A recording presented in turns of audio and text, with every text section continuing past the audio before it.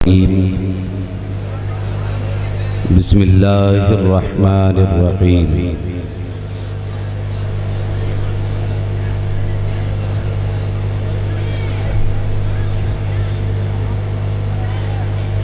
या अय्युहल्लज़ीना आमनू क़ू अन्फुसकुम व अहलीकुम नारा। आमन्तु बिल्लाहि सदक़ल्लाहु मौलानल अज़ीम व सदक़ रसूलुहुन नबियुल उम्मियुल मुतीउल मुबीनुल मुईनुल करीम व नहनु अला ज़ालिका लमिनश शाहिदीन वश्शाकिरीन वल्हम्दुलिल्लाहि रब्बिल आलमीन। बलगल उला बिकमालिही कशफत दुजा बिजमालिही हसनत जमीउ खिसालिही सल्लु अलैहि व आलिही। सरवर कहूँ के मालिको मौला कहूँ तुझे, बाग़े खलील का गुले ज़ेबा कहूँ तुझे। तेरे तो वस्फ़ ऐबे तनाही से हैं बरी, हैरान हूँ मेरे शाह में क्या क्या कहूँ तुझे। लेकिन रज़ा ने ख़त्म सुखन इस पे कर दिया, खालिक का बंदा खल्क़ का आका कहूँ तुझे।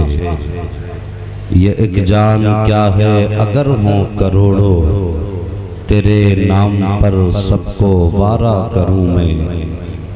अज़ीज़ाने मिल्लत इस्लामिया, ताहत नज़र ये सरों का हुजूम, दाएं बाएं ये चलती हुई ज़बानें, उठता हुआ शोर, हम सब सुन भी रहे हैं देख भी रहे हैं।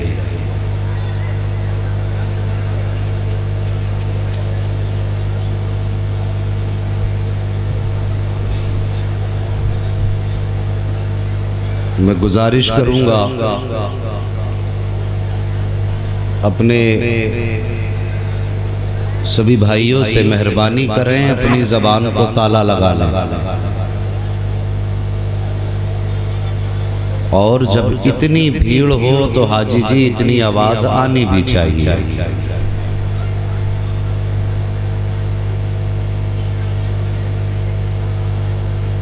माशाअल्लाह जो लोग मेरे सामने बैठे हुए हैं,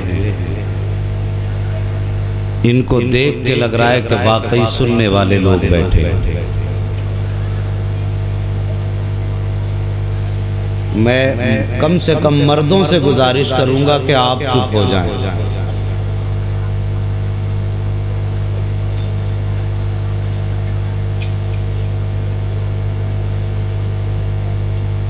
हजारों साल नरगिस अपनी बेनूरी पे रोती है, बड़ी मुश्किल से होता है चमन में दीदावर पैदा। दोस्ताने मोहतरम, इस वक्त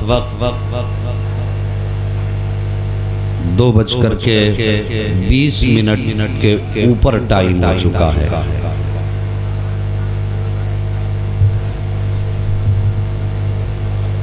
लेकिन आपकी बेदारी और आपकी मौजूदगी इतने वक्त का एहसास नहीं करा पाई। मुझे ऐसा लग रहा है कि जैसे जलसा अभी शुरू हुआ है। मुझे हाजी साहब ने बताया था कि हजरत ये लोग फजर तक ऐसे ही रहते हैं।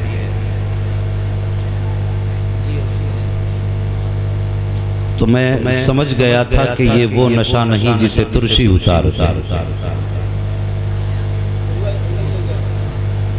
दीवाने की नजरों को जहां देख रहा है, दीवाना खुदा जाने कहां देख रहा है।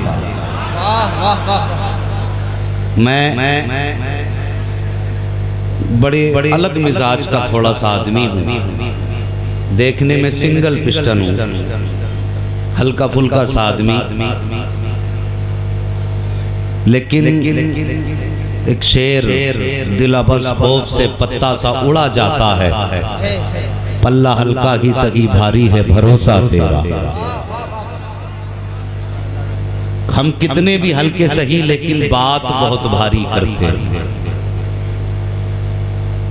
इसलिए कि अपना मिजाज है। जिनकी हम बात करते हैं वो जात बड़ी शान वाली है। बस आपसे गुफ्तगू से पहले गुजारिश करूंगा, अरबाब मिंबर की सिर्फ दुआएं चाहिए, अराकीन कमेटी से इनाम चाहिए, और आप सामईन से सिर्फ इतनी गुजारिश है कि जितनी देर सुने मोहब्बत से सुने, कोई शोर नहीं, कोई शराबा नहीं, बात बहुत अच्छी लगे तब नारा लगाएं। बात समझ रहे हैं मेरी? बात बहुत अच्छी लगे तब नारा लगाएं। कभी कभी नारा बीच में ऐसे बेमौका लग जाता है कि जो हम कहना चाहते हैं वो आप समझ ही नहीं पाते। बातें कीमती करने की कोशिश करूंगा। मुझे आपने बहुत दूर से बुलाया है और आप भी बहुत देर से बैठे हुए हैं। मुझसे पहले बड़ा अच्छा खिताब आपने मुफ्ती साहब क़िबला से समाअत फरमाया, नसीहत आमेज़ खिताब था, और मैं समझता हूँ नसीहत आमेज़ खिताब के बाद फिर मोहब्बत आमेज़ खिताब हो जाए। जी माशाअल्लाह, वाह वाह। किसी ने कहा था तूफान नूह लाने से आखिर क्या फायदा, एक अश्क ही बहुत है अगर कुछ असर करे। जितने लोग बैठे हो ना, मैं कोशिश करूंगा सब यहां बैठ करके ये तसव्वुर करें कि बदन हमारा सरकार बल्खी शाह के उर्स में है लेकिन दिल मुस्तफा के मदीने में घूम रहा है। अगर ये कैफियत है तो फिर जीने का मजा है। जो लोग चले गए उनका भी शुक्रिया, जो बैठे हुए हैं उनका भी शुक्रिया, और मैं मुबारकबाद पेश कर दूं उन भाइयों को जिन्होंने अब तक खड़े होकर के मुस्तफा की बातें सुनी। अल्लाह उन कदमों के लिए जन्नत का रास्ता आसान फरमा दे।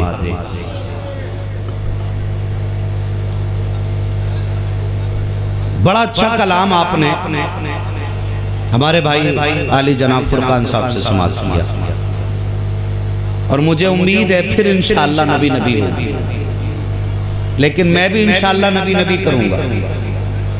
क्या राय है आपकी? है जी, पीछे वालों के हाथ हैं। अल्लाह सलामत रखे, जरा सारे कहते या रसूल अल्लाह। अल्लाह सलामत रखे। गली में जो लोग बैठे हैं तो वो यूं बैठे हैं। खैर कोई बात नहीं है, जब रब चाहेगा तब इनके भी खुल जाएंगे। उनकी नजरे करम की देर है। जैसी नजरे करम होगी तो सबके हाथ खुलेंगे और इंशाअल्लाह फिर सारे बोलेंगे या रसूल अल्लाह। सुभान अल्लाह। अल्लाह सलामत रखे। सफर का आगाज करूं, और भाई ये कुछ देर के लिए खरीदो फरोख्त बंद कर दो, या कुछ बातें गलत है हमारे बीच। ये वो बातें हैं जैसे कि नबी के जिक्र के जलसे में बैठे और कुछ ना कुछ चल रहा है मुंह में। समझ में ही नहीं आता यार, जलसा बना दिया कि मेला बना दिया। जब सहाबा के सामने मुस्तफा का जिक्र होता था ना, तो सहाबा ऐसे बैठ जाते थे जैसे सूखा दरख्त होता है। उनके सरों पे परिंदे बैठ जाते थे। हमें क्या हुआ, इधर मुंह भी चल रहा, उधर कान भी चल रहे हैं, बात सुन रहे,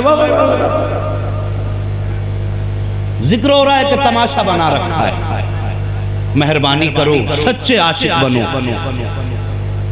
और मोहब्बत से मुस्तफ़ा का जिक्र सुनो। हाजी साहब, मैं अक्सर एक बात कहा करता हूं, मैं कहता हूं कुरान और मुस्तफ़ा का जिक्र ये उस वक्त तक विर्दे ज़बान रहे जब तक दिल चाहे। कुरान भी तब तक पढ़ो जब तक दिल कहे, और जिक्र मुस्तफ़ा भी तब तक करो जब तक दिल कहे। ये दोनों काम जबरदस्ती ना किया करो। अगर आपका दिल चाहता है वाकई मुस्तफ़ा की प्यारी बातें सुने तो फिर मेहरबानी करके अपने आप को सच्चा आशिक समझ कर बैठिए और ये सोचिए काश आज की रात के सदक़े में अल्लाह हम सब की मग़फ़िरत फरमा दे। अगर आप सच्चे मन से बैठे हैं तो उसी मन के साथ मेरे मुस्तफ़ा पे बावाज़ बुलंद दुरूद पाक पढ़िए। अल्लाहुम्मा सल्ली अला सय्यिदिना व शफीइना व नबीना मौलाना मुहम्मद मादिनिल जूदी वल करम वालिही व सहबिही व बारिक व सल्लिम सलातो व सलामन अलैका या रसूल अल्लाह सल्लल्लाहु तआला अलैहि वसल्लम। आज एक सैयदजादे के जिक्र की महफिल में बैठे ज़हे नसीब कि हम और आप जमा हैं, वरना सच तो ये है कि ये तेरा करम है आका कि बना लिया है अपना। कहाँ मुझसे ये कमीना, कहाँ सिलसिला तुम्हारा। हम अहले सुन्नत का मिजाज है कि हम अल्लाह वालों का दामन थामे रहते हैं। हमारे मसलक की सच्चाई की सबसे बड़ी दलील यह है कि जितने भी वली पैदा होते हैं मसलक अहले सुन्नत में पैदा होते हैं। ये सबसे बड़ी सच्चाई है हमारे मजहब की, हमारे मसलक की, मसलक आला हजरत की। ये सबसे बड़ी दलील है। मजीद मैं गालियां देने का आदी नहीं, बस मैं चाहता हूं अपनों की तारीफ इतनी कर दो कि दूसरा सोचने पे मजबूर हो जाए कि आखिर इसका था कैसा। एक जहन बनाइए,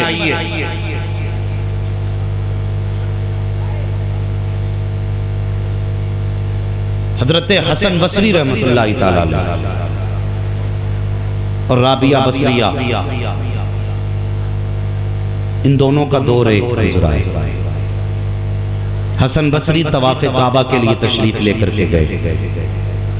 बहुत संजीदगी से मेरी बात सुने। जब हरम शरीफ पहुंचे तो काबा नहीं था। अर्ज करते मेरे मालिक काबा कहाँ है? आवाज आई, हसन बसरी तू काबे का तवाफ करने आया है, काबा मेरी वलिया का तवाफ करने गया। सुभान अल्लाह, सुभान अल्लाह। अल्लाह कौन है ऐसी तेरी पारसा महबूबा बंदी जिसके लिए काबा चला गया? आगे बढ़ के कुछ कदम देखा तो राबिया बसरिया आ रही हैं, काबा उनके इर्द गिर्द तवाफ कर रहा था। कहते मेरे अल्लाह ये क्या मामला है? बंदगी मैं भी करता हूँ, बंदगी राबिया भी करती है, फिर मेरे मालिक राबिया में ऐसा क्या है जो काबा उसका तवाफ कर रहा है? आवाज आई, हसन बसरी तू हरम में काबा देखने आया था और राबिया बसरिया काबा देखने नहीं बल्कि काबे वाले को देखने आ रही है। इतनी शान का किसी दिन इम्तिहान लेते हैं। ये एक सबक दे रहा हूं अपनी कौम को। मेरी तकरीर तबे यार को बेचैन करती है, सबब क्या है वही कहता हूं जो दिल पर गुजरती है। आपने नारे भी बहुत लगाए, वाहवा भी बहुत किया, लेकिन मेरी कुछ बातें संजीदगी से सुन लो। शायद मरने के बाद कहो हाँ एक दीवाना आया था जो कुछ कह के गया था। यहां तो अपने नाम का कोई नाज ही नहीं है, ना अपना कोई निशान, ना अपना कोई पता। सच तो ये है कि अगर टुकड़े भी मिलते हैं तो मुस्तफा की चौखट के मिला मिलते हैं। हमारा तो मुकद्दर इतना हसीन है साकिब, जब तक हम नबी नबी नहीं करते उस वक्त तक हमें रोजी नहीं मिलती है। हम तो इतने किस्मत वाले हैं, हमारे किस्मत के टुकड़े तो मुस्तफा के जिक्र के साए तले रखे गए। हम कितने मुकद्दर के हंसी हैं। किसी को कचहरी में झूठ बोल के रोजी मिली, किसी को जेब काट के रोजी मिली, किसी को किसी का हक मार के रोजी मिली। हम मुकद्दर पे नाज क्यों ना करें साकिब? हम झूठ से भी बचे, चोरी से भी बचे, हमने तो लोगों का हक भी ना मारा। हमारी रोजी भी उतरी तो सैयदों के जूतियों के साए में रोजी उतारी। हम मुकद्दर के कितने धनी हैं, फिर अपनी पहचान क्या है। लोग कहेंगे बड़ा अच्छा खतीब आया था, यूं तकरीर की, कुर्सी हिला के चला गया, स्टेज हिला के चला गया। यार जाने के बाद ये मत कहना खतीब अच्छा था, अगर कहो तो ये कहना बातें बड़ी प्यारी करके गया था। इसलिए कि जितनी देर गुफ्तगू होगी मैं अपने बाप की नहीं बल्कि मदीने वाले रसूल पाक की बातें करूंगा। बात समझ रहे हैं ना मेरी? तो दिल में ख्याल आया हसन बसरी के कि चलो चल के एक बार राबिया बसरिया को देखें कितने पानी में। हजरत जी माजरत के साथ आज हम में हर एक को तोलने का जज्बा रहता है। देखें ये कितनी पावर में, ये कितनी पावर में। हर आदमी एक दूसरे के लिए मीटर लिए घूम रहा। हाजी साहब को नापेंगे कितने पानी में, अम्मा साहब को नापेंगे कितने पानी में है। साहिब ये ना किया कर। हसन बसरी रहमतुल्लाह ताला अलैह के दिल में ख्याल, चलो देखते हैं कितने पाए के बुजुर्ग हैं। ये सोच के हजरत राबिया बसरिया के पास हसन बसरी आए। दोनों पाए के बुजुर्ग हैं और आने के बाद आपने मुसल्ला लिया और यूं पानी पे फेंका। कहा राबिया का जी हजरत का आओ पानी पर नमाज पढ़ते हैं। हजरत राबिया बसरिया मुस्कुराई और मुसल्ला अपना उठाया और यूं हवा में फेंका और कहा हसन बसरी पानी पे नमाज पढ़ने में क्या कमाल है, चलो आओ हवा में नमाज पढ़ते हैं। वाह वाह वाह वाह वाह, सुभान अल्लाह सुभान अल्लाह। ये कोई कमाल नहीं, चलो हवा में नमाज पढ़ते हैं। दोनों ने दो दो रकात नमाज पढ़ी।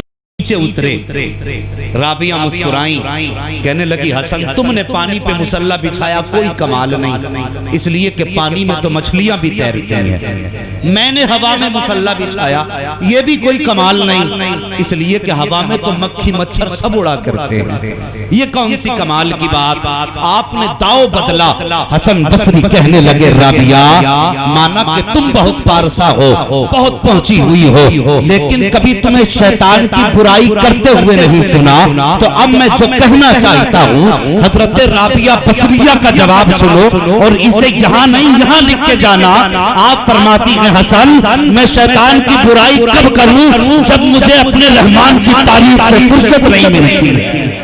वाह वाह वाह, सुभान अल्लाह। मुझे अपने महबूब की तारीफ से फुर्सत नहीं मिलती तो उसे गाली की।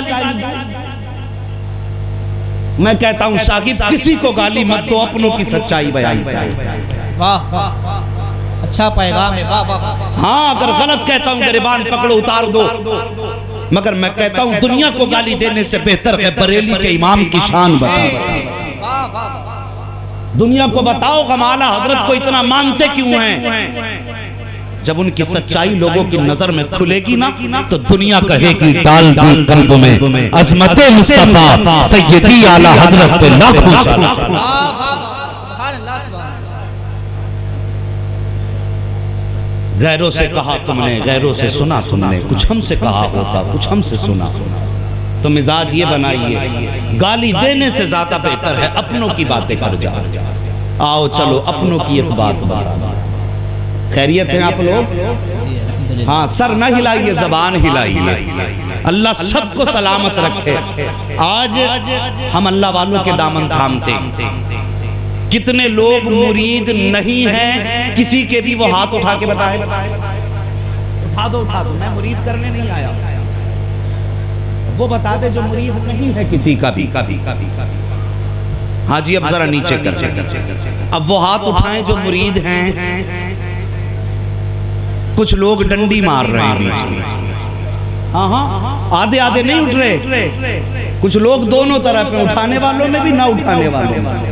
भाई मिंबर वालों से मेरी गुजारिश नहीं, मैं सामने वालों से बात कर रहा हूँ। देखिए पीर चुनिए, हाथ नीचे कीजिए, मेरी बात तवज्जो से सुनिए। पीर चुनिए।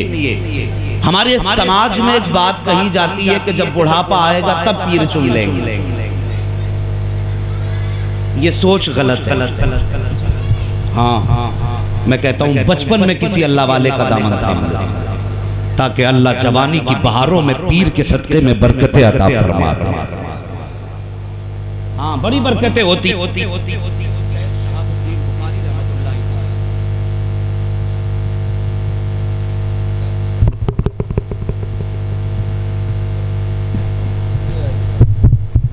शेख शहाबुद्दीन बुखारी रहमतुल्लाह ताला अलैह, मैं पीर बता रहा हूं क्यों बनाए जाते हैं और इंशाअल्लाह हर ईमान वाला झूमेगा। तवज्जो कीजिए मेरी तरफ, जो गए हैं वो अगर यही होंगे तो आएंगे इंशाअल्लाह, और ना आएंगे तब भी हम बहुत भले रह जाएंगे, क्योंकि जो सुकून से बैठे हैं वो बैठे रह जाएंगे। सबका अपना हिस्सा है। शेख शहाबुद्दीन बुखारी अल्लाह वाले एक जंगल से गुजर रहे हैं, लोगों ने देख लिया। अल्लाह वाले जब गुजरा करते ना तो फिर कोई ऐलान करे ना करे लोगों को पता चल जाता है, कोई बताए ना बताए उनको पता चल जाता है। जानते हो कैसे? अल्लाह की रहमतें लोगों के कान में कहती है चल इस डगर पे चल, अल्लाह वाला आ रहा। वरना कोई तो ताकत है जिसने यहाँ खींच के रखा है, किसे नींद प्यारी नहीं, किसे बिस्तर अच्छा नहीं लगता, कोई तो है ना, वो कोई और नहीं, मेरे बल्ख वाला शाह है, उसकी निगाह है, उसकी अता है, उठ के कैसे जा सकते वो बुलाने वाला तो मुस्तफा का है। मुझ में क्या ताकत मैं किसी को बुला सकूं, या मेरी क्या हैसियत किसी को उठा सकूं? ये अल्लाह वाले होते हैं। बस तवज्जो मेरी तरफ। आप जंगल से गुजरे, लोगों की नजर पड़ी, जैसी लोगों की नजर पड़ी देखा हजरत शेख शहाबुद्दीन बुखारी बैठे हैं। लोगों की भीड़ लगना शुरू हो गई, लोगों की भीड़ शुरू हुई। उसी गली से, उस रास्ते से एक गैर मुस्लिम लड़की का गुजर हुआ। उसने भीड़ देखी, कहा क्या मामला है जंगल में? लोगों ने कहा मुसलमानों के पीर आए हुए। कहने लगे ये पीर कौन होते? का इतना जाके उन्हीं से पूछ लो। गैर मुस्लिम लड़की थी, गई जाके बाबा के कदमों में पहुंची, भीड़ को हटाया, जाके कहने लगी हजरत जी आप पीर हैं? आप मुस्कुरा के फरमाते हैं हाँ बेटी।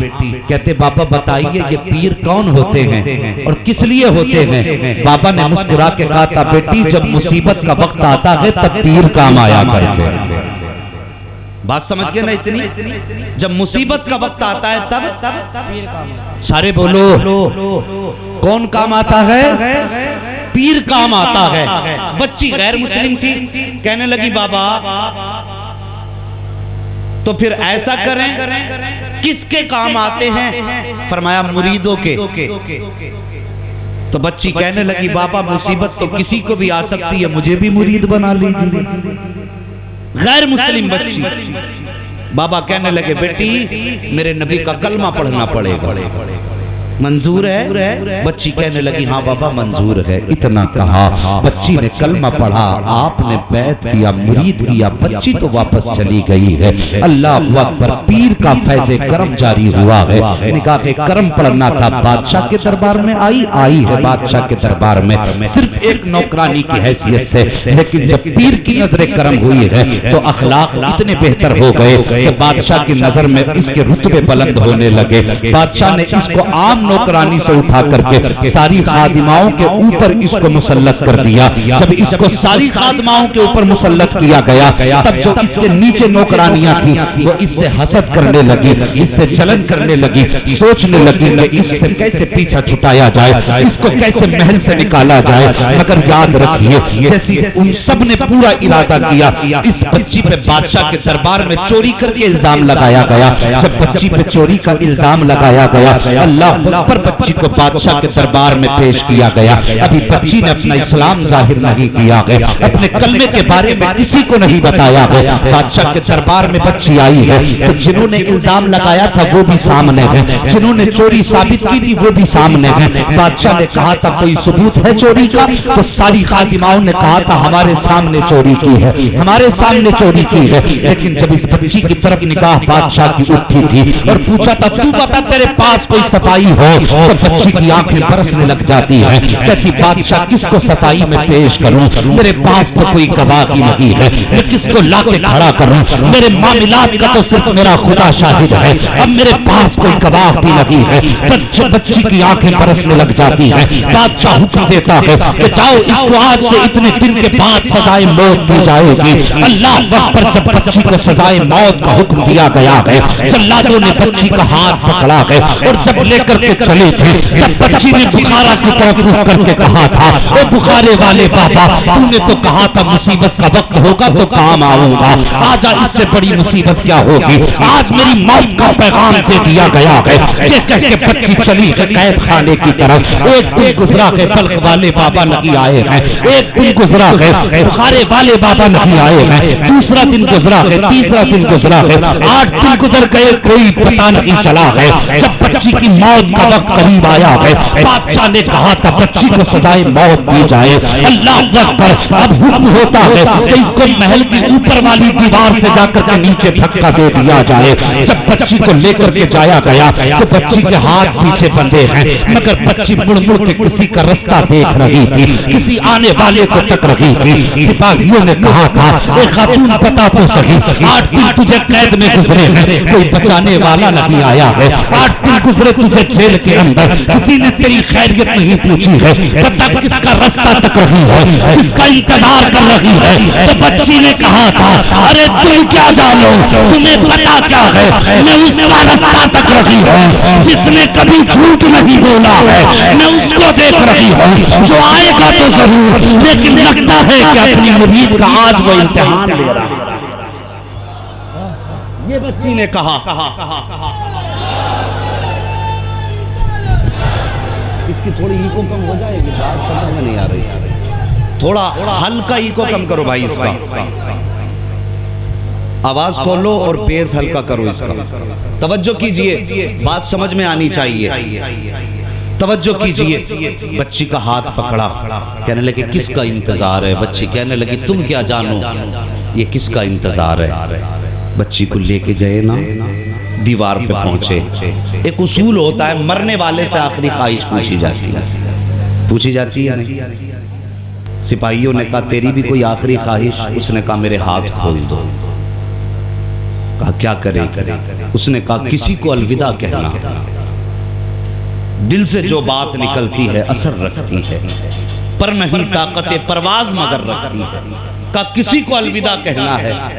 हाथ खोले गए, बच्ची ने रुख किया बुखारा की तरफ और हाथ उठा के कहने लगी बुखारे वाले बाबा, तूने वादा किया था पीर मुसीबत के वक्त काम आते हैं, अब तो जिंदगी की आखिरी घड़ी आ गई है। अगर मैं चली गई तो मुझे जिंदगी से शिकवा नहीं, मुझे अपने हालात से शिकायत नहीं, लेकिन कयामत तक आने वाली पूरी कौम का पीरों से एतमाद उठ जाएगा। कयामत तक आने वाली कौम का पीरों से एतमाद उठ जाएगा। पापा मुझे कोई शिकवा नहीं है, मैंने तो वादा पूरा कर दिया है, अब वक्त तेरा है वादा पूरा करने का। बच्ची ने यूं हाथ उठाए, अलविदा कहा, आंख में आंसू हैं। चल्लत रुख किया फिर जमीन की तरफ। जल्लादों को हुक्म हुआ धक्का दे दो। जैसी जल्लादों ने धक्का दिया है, बच्ची की चीख निकली है, या मुर्शिद कह के एक सदा दी है। इतना कह के बेहोश हो जाती है। जैसी जमीन की तरफ है, जब होश आता है तो क्या देखती है, किसी ने अपनी आगोश में थाम लिया है, किसी ने गोद में संभाल रखा है। जैसी आंख खोलती है तो क्या देखती है, वही बुखारे वाला बाबा है जिसने हाथ में हाथ लेके कहा था पीर वो होता है जो मुसीबत के वक्त काम आता है। बच्ची ने मुस्कुरा के कहा था बाबा कब आए हो? तो बाबा ने कहा था चुअस चबारा आमदी मन अज बुखारा आमदन। जब तू दीवार से चली थी मैं बुखारा से चला था। जितनी देर में सफर तूने दीवार से किया है, उतनी देर में सफर मैंने बुखारा से कर दिया। नारे तकबीर, नारे रिसालत, मसलके आला हजरत, उलमाए अहले सुन्नत। वाह वाह वाह, सुभान अल्लाह। हाँ जी, हमें पीर ऐसा चाहिए जो रातों रात करोड़पति बना दे। पीर ऐसा चाहिए जो एक रात में अरबपति बना दे। साहिब करोड़ रुपए तुम लोगे तो किरदार कौन अपनाएगा? अगर अमीर तुम बनोगे तो उनके तरीके कौन अपनाएगा? ये बैठे हाजी साहब, इनकी निस्बत सरकार हबीब मिल्लत से है, मुजाहिद मिल्लत से है। साहिब यूं ही मुजाहिद मिल्लत के तज़किरे नहीं है। पहले बनिए अपने आप को अल्लाह वाला बनाइए, फिर देखिए किसी के इश्क में सबर का मजा क्या है। यार सच ये है कि अगर किसी का इश्क तुम्हारे दिल में उतर जाएगा तो जबान बाद में खुलेगी, मदद मदीने से पहले आ जाएगी। हम तो ये चाहते हल्दी लगे ना फिटकरी, रंग चोखा आ जाए। वाह वाह। ऐसा पीर बता दो जो एक तावीज में सारी बीमारियां दूर कर दे। आसानी से ऐसे पीर नहीं मिला करते। मेरे मुजाहिदे मिले, सारी जिंदगी बदमजहबों का मुकाबला किया, अपने नबी की नामूस पर पहरा दिया। और साहिब अकीदे के इतने मजबूत थे, चावलों पे बिकने वाले नहीं थे, चायों पे सौदा नहीं होता था। आज कहते जी क्या करें, खाला वहाबी है, जाना तो पड़ता ही है जी। एक चाय के लिए मर गया, खाला वहाबी है, खाला लगती है तुझे, खाला का रिश्ता याद है मदीने वाले का नहीं। मिजाज हमारे कितने घटिया हो गए, इस हाथ में भी लड्डू इसमें भी लड्डू। नहीं, दो रंगी छोड़ दे एक रंग हो जा, सरासर मोम हो जा या फिर सरासर संग हो जा। हाँ, दो कश्तियों का सवार कभी किनारे नहीं लगता, टांगे चिढ़ जाती है। साहिब मेरे मुजाहिद मिल्लत की जिंदगी आप देखो, पूरी जिंदगी बदमज़हबों का मुकाबला किया। उन्होंने उनकी जमीन नहीं जोती थी, मैंड नहीं काटी थी, किसी की जायदाद नहीं हड़पी थी, लेकिन सिर्फ मेरे मुजाहिद को वो ज़बानें कड़वी लगती थी जो मेरे मुस्तफ़ा के खिलाफ खुला करती थी। वरना जमींदाराना भरा घर से थे आप, खुद में भी एक बड़े बाप के बेटे थे सरकार मुजाहिद मिल्लत। कितनों को तेरे मेरे जैसों को कितनों को अपने टुकड़ों पे पालते थे। अगर चाहते तो टांग पे टांग रख के जिंदगी गुजरती, लेकिन पूरी जिंदगी मुस्तफा की इज्जत पे पहरा दिया। और जब जाकर के अरब में आपको कैदी बनाया गया,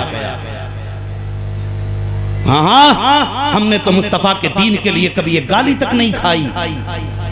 हमें मालूम क्या दीन की कदर। हम तो मुसलमान के घर में पैदा हुए, इमाम साहब ने कान में आके अजान दे दी और कहा मुबारक हो मदीने वाले की उम्मत में पैदा हो गया। और संभाला, टोपी ओढ़ ली, दांत जमे, गोश्त खाना शुरू कर दिया, हो गए। हमने दीन के लिए कुछ कुर्बान न किया। साहिब मेरे मुजाहिद मिल्लत कैद किया गया अरब की जमीन पर। जानते हो अरब की गर्मी कितनी सख्त है? इतनी सख्त गर्मी अरब की है कि वहां पे एसिया तक काम नहीं करती है बाहर। कुछ दिन पहले रिपोर्ट आई थी कि गाड़ियों के शीशे खुद पिघल के गिरे थे। ऐसी सख्ती की गर्मी मेरे मुजाहिद को ले जाकर के हाथ घड़ी डाली गई, पैरों में पेड़ियां डाल करके जब पहाड़ों में खड़ा किया था। अल्लाह अकबर खुद फरमाते गए कितने सूरज उतर जाते थे, लेकिन सूरज थक जाते थे, मुजाहिद नहीं थकता था। सूरज हार जाते थे, लेकिन मुस्तफा का मुजाहिद कभी ना हारा। किसी ने कहा था मुजाहिद मिल्लत कभी तो बैठ जाया करो, आप खड़े रहते हैं, मुस्कुरा के कहते थे यार थकना किसे कहते हैं, मैं खुशनसीब हूं अगर धूप मिली है तो मुस्तफा के शहर की मिली। हाँ हाँ, इश्क है तो इश्क का इजहार होना चाहिए, हर गली हर कूचे में प्रचार हो। और फिर करम मेरे नबी का देखो, जो उलमा इकराम उस वक्त मदीने शरीफ में मौजूद थे, उन्होंने ख्वाब देखा। क्या ख्वाब देखा जानते हो? देखा मुस्तफा तशरीफ लाए हैं, आका करीम ने अपने हाथ से दस्तरखान बिठाया और उलमा उस दस्तरखान पर मेहमान बन के बैठे हैं। सब तो अपने हाथ से खा रहे थे, लेकिन मुजाहिद मिल्लत को मेरे मुस्तफा अपने हाथों से लुत्फ़े खिला रहे थे। यार जब तक बिके न थे तो कोई पूछता न था, तुमने खरीद कर हमें अनमोल। कम से कम उनके नाम पे पत्थर तो खा के देखो, उनके नाम पे थोड़ी सी चोट तो खा के देखो, फिर देख मदीने वाला कितने नाज उठाता है। हमने तो उनसे दिल लगाया जिन्होंने दिल की कदर न जानी, हमने तो उनसे प्यार किया जिन्होंने प्यार को बदनाम कर दिया। कभी उससे प्यार न किया जिसकी बारगाह में दिल टूट जाए तो सारे दिलों से आला बना दिया जाता। हम तो चाहते हैं एक ही रात के जलसे में मुस्तफा दीदार करा दे, अगली डेग पे गौसे पाक दीदार करा दे। यार ऐसे करम नवाजी नहीं होती। मेरे मुस्तफा के एक सहाबी हैं, उम्र 16 साल। कितनी? मैंने कहा था कुछ पाने के लिए कुछ खोना पड़ता है। उम्र कितनी है? सारे बोलो। नाम हजरत सालिबा रज़ी अल्लाह ताला, ये नाम है आपका। और काम कितना प्यारा है, कभी मुस्तफ़ा उदास होते थे तो ये मुस्कुराहट नबी के चेहरे पे लाया करते थे, जबकि खुद मेरे नबी का चेहरा ऐसा है कि यूं मुस्कुराए जान सी कलियों में पड़ गई, यूं लब कुशा हुए कि गुलिस्ता बना दिया। उम्र कितनी बताई मैंने, नाम क्या बताया, हजरत सालबा रज़ी अल्लाह ताला। ये मेरे नबी के सहाबी हैं। वक्त मिलता तो नबी का बदन दबाते, नसीब कितना आला है, और वक्त मिलता तो मुस्तफ़ा की जुल्फ़े मुअम्बरी में तेल डालते हैं। और कभी कभी मुस्तफ़ा जब उदास होते तो ये ज्यादा बोल जाते तो सहाबा हाथ पकड़ के कहते यार सच तू देखता नहीं नबी की बारगाह में इतना बोलता है। अगर नबी को तकलीफ हो गई तो मुस्कुरा के कहते थे वो बात छोड़, ये बता जब मैं बोला था तो नबी मुस्कुराए थे कि नहीं मुस्कुराए थे, हाय कुर्बान जाए इनकी अदाओं पर। कहते ये बता नबी मुस्कुराए थे, कहा बस बेड़ा पार है। आंख में आंसू आए, कहने लगे मेरे नबी पूरा दिन तबलीग के काम में रहते हैं, थक के आते हैं, उम्मत का गम रुलाता है, बस नबी को उदास देखता हूं तो चाहता हूं आका मुस्कुरा दे, बस इसलिए ये काम करता हूं। और काम क्या था, मदीना शरीफ या अरब की किसी भी मंडी में कोई फल नया आता तो जाते उधार लेके आते और मुस्तफ़ा की बारगाह में आके कहते आका ये तोहफा कबूल फरमा ले। सरकार उसको खाते, फिर बाद में उस फल का मालिक आता और आके कहता मेरे पैसे, तो ये हुजूर की तरफ इशारा कर देता। तो मेरे आका मुस्कुरा के कहते सालबा जी या रसूल अल्लाह कि पैसे कौन देगा, कि हुजूर फल आपने खाया तो पैसे भी आप देंगे। मेरे नबी मुस्कुरा के फरमाते फिर लेके क्यों आए थे, तो गर्दन झुका के कहते आका मंडी में नया फल था, मेरे दिल ने चाहा कि ये फल सबसे पहले मेरे महबूब के लबों तक पहुंचे। अल्लाह अकबर। फिर मेरे नबी दुआएं भी देते थे और पैसे भी देते थे, कीमत भी अदा करते थे, ये अदा इनकी। आओ एक दिन मेरे नबी ने कहा सालिबा जी या रसूल अल्लाह जाओ फला काम पे चले जाओ। गए, काम दोपहर तक का था, शाम हो गई, वापस नहीं आए। शाम हुई वापस नहीं आए। मेरे नबी ने फरमाया सहाबा जी या रसूल अल्लाह सालिबा का पता नहीं चल रहा, आका कहीं काम में मसरूफ होगा। वक्त गुजरता गया, 40 दिन हो गए, सालिबा वापस नहीं पलटे। अल्लाह अकबर। जानते हो लोगों क्या वजह रही, क्यों नहीं आया इतना चाहिए मुस्तफ़ा का गुलाम? वजह ये थी मेरे नबी ने किसी काम से भेजा था। अल्लाह अकबर। तो जब आ रहे थे ना पलट के, तो एक गली से गुजर रहे थे, एक तरफ मकान के दरवाजे पर पर्दा पड़ा था। अचानक वो मकान का पर्दा हटा और जैसी पर्दा हटा आपकी निगाह एक औरत के सर के बालों पे पड़ जाती है जो अपने बाल काट रही थी। जैसी निगाह पड़ी, पहली निगाह पड़ी तो वो धोखे से थी, दूसरी निगाह आपने जान के डाली, जैसी दूसरी निगाह जान के डाली है। अल्लाह अकबर। अब जैसी चेहरा फेरा आपने उसकी तरफ से, दिल में ख्याल आया सालिबा कितना बड़ा पाप कर बैठा है, जिस निगाह से मुस्तफ़ा का जलवा देखा करता था आज तूने गैर महरम के बाल देख लिए हैं। आओ मेरी कौम के नौजवानों, मैं तुमसे पूछना चाहता हूँ कितनी निगाहें हमारी हराम कारियों की तरफ उठा करती हैं। सुबह से शाम तक कितने हमारे आंखों से गुनाह हुआ करते हैं और उसके बाद कहा करते हैं आका दीदार कराते नहीं, आका दीदार नहीं कराते हैं। यार फिर कर्म कैसे होगा? सोचो तो सही, ये मुस्तफ़ा का दीवाना है, एक गैर महरम के बालों पर नजर पड़ गई है तो अब दिल में ख्याल आता है सालिबा कौन से चेहरे से जाएगा, कौन सी आंखें मुस्तफ़ा की बारगाह में लेकर के जाएगा। अब तेरी आंखें मुस्तफ़ा के चेहरे के लायक नहीं रह गई हैं, अब तेरी आंखें मुस्तफ़ा के चेहरे के काबिल नहीं हैं।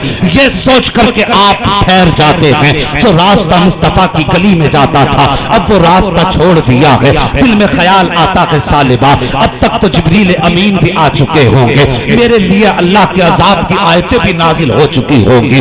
ये सोच करके आपने मुस्तफ़ा का शहर छोड़ा है और जंगल की तरफ चले जाते हैं। 40 दिन हो गए, सहाबा तलाश कर रहे हैं, कहीं पर भी सालिबा का पता नहीं चलता है।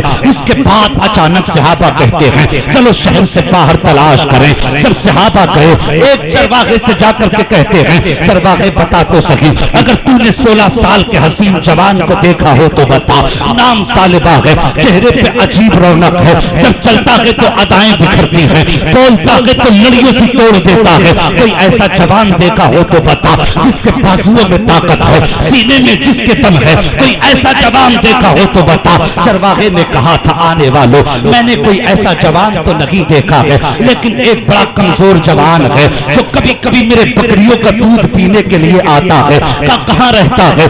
वो सामने वाली पहाड़ियों में रहता है। रातों दिन रोया करता है, आंसू बहाया करता है, और इस दर्द से रोता है कि जब वो रोता है तो मेरी बकरियों की आंख में भी आंसू आ जाते हैं। अल्लाह अकबर। हजरत उमर फारूक आजम मौजूद थे उन पूछने वालों में। तोड़े उसी तरफ जिधर वो हजरत सालिबा है, जाकर के क्या देखते हैं, हजरत सालिबा ने सजदे में सर रखा हुआ है और रो के कहते, मेरे मालिक, मेरे परवरदिगार, अब मेरी आंखें तेरे महबूब के लायक नहीं रह गई हैं। ए अल्लाह, मुझे इस बात से गिला नहीं है कि जिंदगी कितनी होगी कितनी नहीं होगी, लेकिन इस बात से मैं सोच सोच के परेशान हूँ कि अगर तेरे महबूब का चेहरा न देख सका तो फिर ये आंखें किस काम की हैं। या अल्लाह, या तो मौत दे दे या फिर मेरी पाकीज़गी का अल्लाह अपनी तरफ से हवाला अता फरमा दे। ये कहते जा रहे हैं, रोते जा रहे हैं। हजरत उमर फारूक आजम ने कंधे पे हाथ रख के कहा था, सालिबा सजदे से सर उठा। अल्लाह अकबर, इतना कहना था। जवान ने सजदे से सर उठाया तो आंखें अंदर बैठ चुकी हैं, चेहरे का गोश्त सूख चुका है, और वो सालिबा जिसकी जवानी की मिसाल दी जाती थी अब कमजोर इतना हो चुका है कि चल खड़ा नहीं हो पा रहा है। हजरत उमर कहते हैं, सालिबा चल, मैं लेने आया हूँ। इतना सुनना था, हजरत सालिबा की चीख निकल जाती है। लोग कहते हैं, उमर, मैंने इतना बड़ा गुनाह किया है कि मैं मुस्तफा की बारगाह में जाने के लायक नहीं रह गया हूँ। मैंने इतना बड़ा पाप किया है कि मेरी आंखें मुस्तफा के चेहरे के लायक नहीं रह गई है। इतनी बात कही है। हजरत उमर कहते हैं, ए नादान, मैं तुझे अपनी मर्जी से नहीं बल्कि मदीने वाले की मर्जी से लेने आया हूँ। इतना सुनना था। जबान थम जाती है सालिबा की, का उमर कैसे लेके जाओगे, मुझ में तो चलने की ताकत नहीं है। हजरत उमर ने कांधे पर उठाया है और लेकर के आए मुस्तफा की मस्जिद नबवी में। लाने के बाद जब खड़ा किया, मेरे मुस्तफा नमाज पढ़ा रहे हैं। अल्लाह अकबर। आका करीम हालत नमाज में है। सालिबा को ला करके खड़ा किया है। हजरत सालिबा खड़े नहीं हो पाए। हजरत उमर दौड़ के आए, नमाज में शरीक हो गए ताकि नमाज न रह जाए। हजरत सालिबा वही फर्श पर कुछ देर खड़े रखे, फिर बैठे लेट जाते हैं। मेरे नबी ने नमाज पढ़ाई है और नमाज पढ़ाने के बाद कहते हैं, ऐना उमर, उमर कहाँ है? हजरत उमर उठ के खड़े हो जाते हैं। या रसूल अल्लाह, मैं हाजिर हूँ। आका करीम फरमाते हैं, उमर बताओ मेरा सालिबा कहाँ है? अल्लाह पर ये नाज होते हैं गुलामों के, ये अंदाज होते हैं महबूबों के। आका करीम सलाम फेर के कहते हैं, उमर बताओ मेरा सालिबा कहाँ है? इतना सुनना था। हजरत उमर की आंखें बरसने लग जाती हैं। कहती सरकार वो मस्जिद में सफों के पीछे है। आका फरमाते हैं, सालिबा खड़ा हो जा। हजरत उमर कहते, आका कैसे खड़ा होगा, उसमें तो खड़े होने की ताकत नहीं रह गई है।